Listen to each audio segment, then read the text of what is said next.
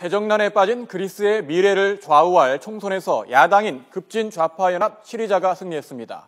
그리스의 사상 첫 좌파 정부가 들어서게 되면서 그리스는 물론 세계 경제에 미칠 파장에 관심이 집중되고 있습니다. 유럽 특파원 연결합니다. 김은건 특파원. 네, 김은건입니다. 네, 공식 개표 결과 나왔습니까? 네, 아직 최종 공식 개표 결과는 발표되지 않았지만 급진 좌파 연합 시리자의 승리는 이미 확정됐습니다.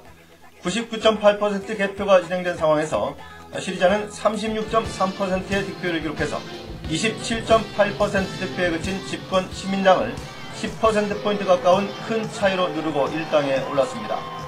이로써 그리스의 사상 처음으로 급진 좌파 정권이 들어서게 됐고 40살인 시리자의 알렉시스 치프라스 대표는 최연소 총리에 오르게 됐습니다. 치프라스 대표는 총선 승리가 실시되자 그리스가 5년간의 치욕과 고통을 뒤로하고 새로운 시대에 들어섰다며 승리를 선언했습니다. 또 구제금융 이행 조건인 긴축 정책을 폐지하고 재협상에 나서겠다고 거듭 강조했습니다. 앞서 안토니스 사마라스 총리도 그리스 국민의 결정을 존중한다며 패배를 인정했습니다. 이밖에 극우 정당인 황금새벽당이 6.3% 득표로 3위에 올랐고 중도 성향의 신생 정당인 포타미와 공산당, 사회당과 그리스 독립당이 의회 진출에 성공했습니다. 네, 그러면 앞으로 그리스 정부 구성 어떻게 진행되는 거죠? 네, 시리자가 승리를 거두긴 했지만 간발의 차이로 과반 의석을 확보하지 못해서 단독으로 정부는 구성할 수 없게 됐습니다. 그리스에서는 총선에서 정당 득표율이 3%를 넘지 못하면 원내로 진출할 수 없고 가장 많이 득표한 정당이 추가로 의석 50석을 배정받습니다. 이에 따라서 일당이 된 시리자가 50석을 받아도 과반인 151석에는 2석이 모자라는 149석을 확보할 것으로 보입니다. 결국 시리자는 다른 소수 정당과 연립정부를 구성해야 하는데 중도 성향의 포타미와 중도 좌파인 사회당, 우파지만 국제금융에 반대하는 그리스 독립당 등과 연정 구성을 시도할 것으로 전망됩니다. 공산당은 어느 정당과도 연합하지 않고 있고 황금새벽당은 사실상 범죄 조직으로 간주돼서 어느 정당도 연정을 원치 않고 있습니다.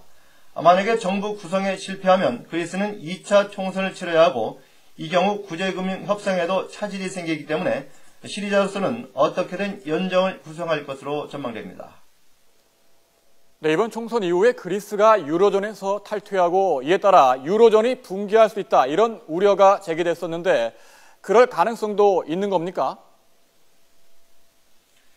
네, 완전히 배제할 수는 없는 상황이지만 그 가능성은 낮다는 게 대체적인 관측입니다. 선거전이 시작되면서 사마라스 총리가 시리자가 집권하면 그리스의 유로존 탈퇴, 이른바 브렉시트가 우려된다고 경고했지만 시리자의 치프라스 대표는 유로존을 떠나지 않겠다고 여러 차례 공언해 왔습니다. 그리스의 대외 채권단에 참여한 국제통화기금도 시리자가 집권해도 브렉시트의 가능성은 없다며 어떤 정부와도 협력할 것으로 기대한다고 밝혔습니다.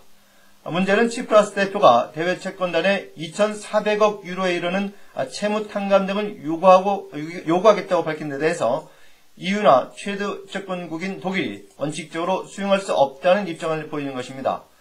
때문에 그리스의 구제금융 시한인 다음 달 말까지 새 정부와 채권단이 협상을 타결하지 못하거나 종료 시한을 연장하지 못하면 우발적인 브렉시트가 발생할 수 있다는 지적도 없지 않습니다. 하지만 그리스가 유로존 탈퇴를 원치 않고 EU 회원국들도 브렉시트로 인한 파장을 우려하고 있는 만큼 결국 타협이 이루어질 것이라는 전망이 나오고 있습니다. 지금까지 런던에서 YTN 김은건입니다.